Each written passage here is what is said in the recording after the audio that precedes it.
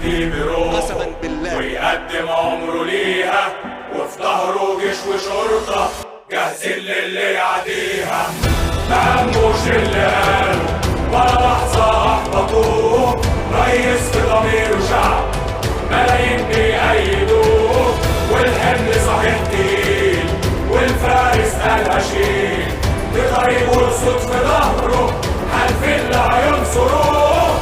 الشعب مدام في ظهره ثقته ملهاش حدود، تنفيذ على الأرض جاهز مش بس كلام وعود، واللي يفكر يقرب الباطل جه يعاني، من الحق في لحظة شاله من على وش الوجود.